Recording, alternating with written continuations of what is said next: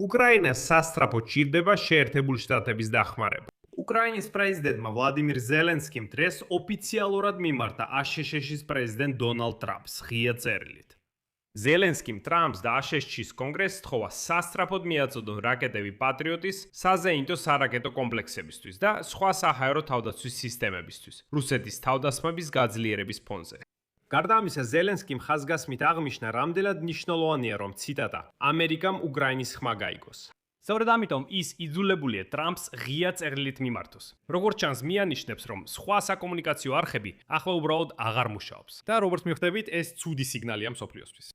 ზელენსკიმ დაარწმუნა, რომ უკრაინა არ დამარცხდება, მაგრამ საკითხავია, კიდევ რამდენ ხანს გაგრძელდება ეს ომი, რომელიც ახლა ევროპასაც შეეხება.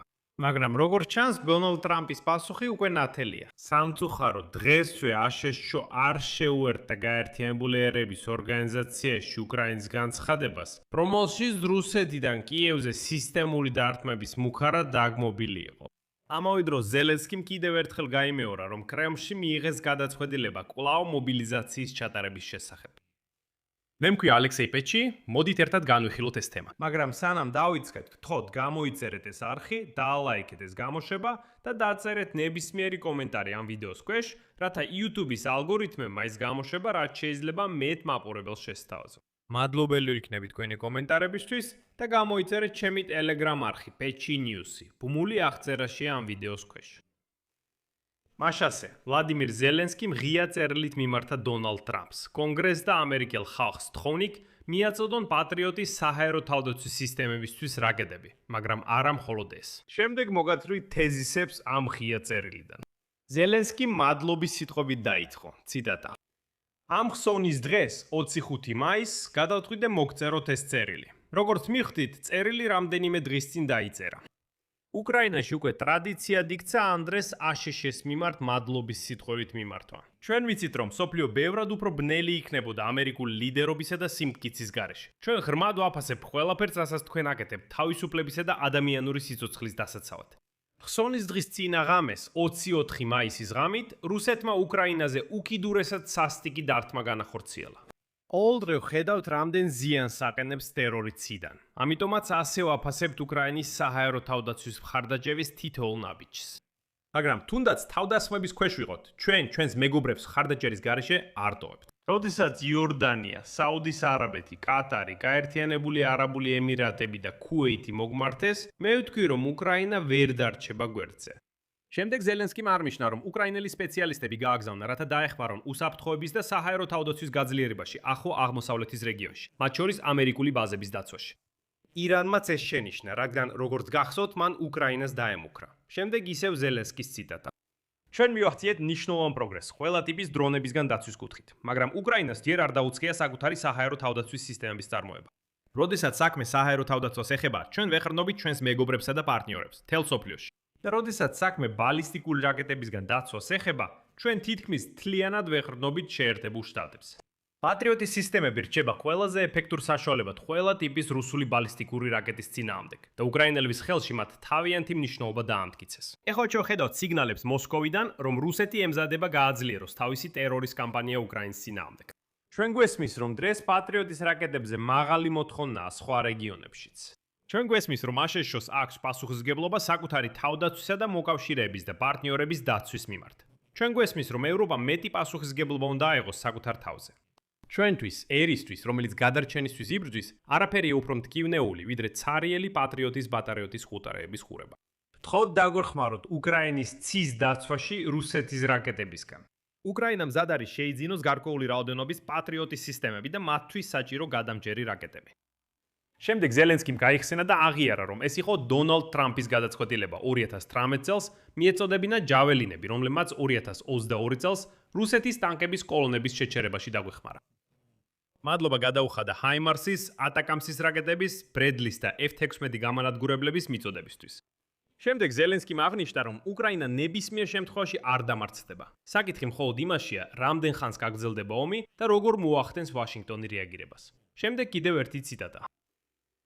ვლადიმირ პუტინი ისტორიულ პერსპექტივაში დამარცხებულია. ომის მეხუთე წელს რუსეთმა ვერ შეძლო დაემარცხებინა ქვეყანა, რომელსაც დემოკრატიული მსოფლიო უჭერს მხარს. დღეს უკრაინის შეიარაღებული ძალები ყველაზე დიდი არმიაა ევროპაში და ერთადერთი, რომელსაც საბრძოლო გამოცდილება აქვს და მზადაა დაიცვას ევროპა. ჩვენ წინ გვაქვს ერთი უკიდურესად რთული გამოწვევა, რომელსაც ევროპა დამოუკიდებლად ვერ გაუმკლავდება. ეს არის რუსეთის ბალისტიკური საფრთხე. ჩვენ უკრაინაში არ დაუმარცხდებით. მაგრამ სანამ პუტინს მაინც ერთი მნიშვნელოვანი უპირატესობა ექნება კონვენციურ შეიარაღებაში. ის ჩვეულებრივ დიპლომატიას თავს აარიდებს. დღეს ბალისტიკური რაკეტები მისთვის ბრძოლის ველზე ბოლო უპირატესობას წარმოადგენს. ამიტომ უკრაინელი ხალხის სახელით ვთხოვ პრეზიდენტს და კონგრესს დაგვეხმარონ რუსეთის ტერორიზმგან თავდაცვაში. სწორედ ის ფაქტი, რომ ასეთი მიმართვა ღია წერილით ხდება და არა დახურული დიპლომატიით, ცოტა შემაშფოთებელია. რადგან ეს მიუთითებს იმაზე, რომ ტრამპთან ჩვეულებრივი საკომუნიკაციო არხები უბრალოდ აღარ მუშაობს და ეს შემაშფოთებელი ტენდენცია. ამ ფონზე კიდევ ორ ამბავს უნდა გაუსვა ხაზი. ამერიკის შეერთებული შტატები არ შეუერთდა გაეროში უკრაინის განცხადებას, რომელშიც რუსეთიდან კიევზე სისტემური დარტყმების მუქარა დაგმობილი იყო. დოკუმენტში ნათქვამია შემდეგი ციტატა: ჩვენ მოუწოდებთ სრულ, დაუყოვნებლივ და უპირობო ცეცხლის შეწყვეტას. ასევე უსვამთ ხაზს კონკრეტული ჰუმანიტარული ზომების მიღების გადაუდებელ საჭიროებას.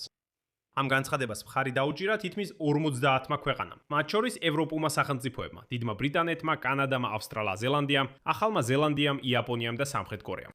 მაგრამ შეერთებულმა შტატებმა ასეთი მოწოდების მხარდაჭერაზე უარი განაცხადეს.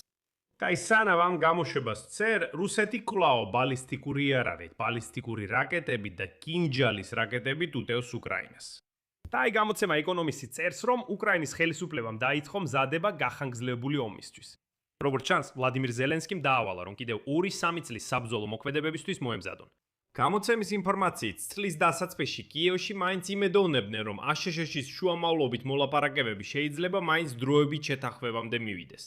კიევი მზად იყო ჯარების გაყვანის საკითხი განეხილა. დონბასიდან ორმხრივი ძალების გაყვანის პირობით, მაშინ როცა კრემლი ითხოვდა უკრაინის შეიარაღებული ძალების ერთპიროვნულ გასვლას და უარს ამბობდა უკრაინის უსაფრთხოების გარანტიებზე, რომლებიც სხვა ქვეყნების სამხედროების განთავსებას ითვალისწინებდა, ვლადიმირ პუტინმა არც ერთი განხილული შეთანხმების ვარიანტი არ დაამტკიცა.